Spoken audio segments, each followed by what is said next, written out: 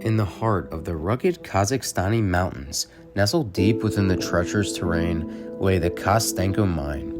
The mine stood as a symbol of resilience and hard work, an emblem of hope and prosperity. It provided the nation employment and sustenance to all the surrounding families in their community. Generations of miners had worked all day and night in its depths, extracting the lifeblood of the nation. However, on one fateful day, the mine was struck by tragedy, as deep beneath the surface, a horrific disaster was about to take place. It started with a subtle rumble, barely even noticeable amongst the sounds of constant activity. The walls began to tremble ever so slightly, causing a few uneasy glances to be exchanged among the crew members. But before anyone could comprehend what was happening, a surge of ungodly heat swept through the tunnels, along with a deafening roar that drowned out the screams of terror.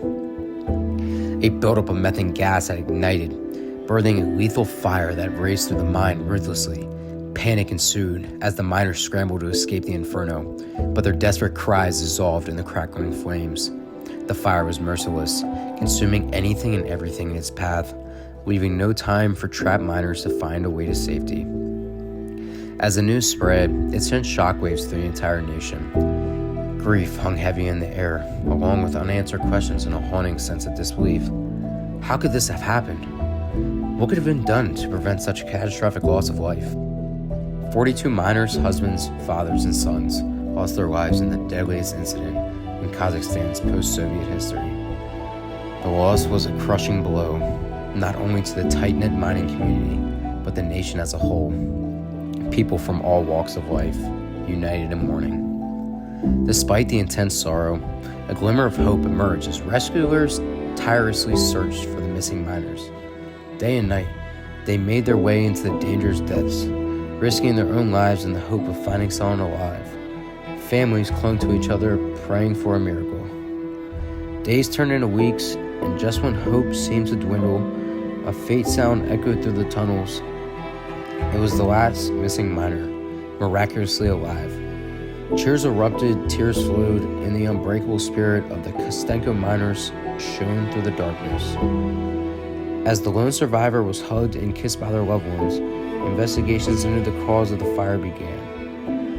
The nation demanded answers, and talks of nationalizing the company's mining operations gained major momentum. People questioned the prioritization of profits over the safety and welfare of miners. Through the calls for justice, the nation still came together to honor the fallen miners.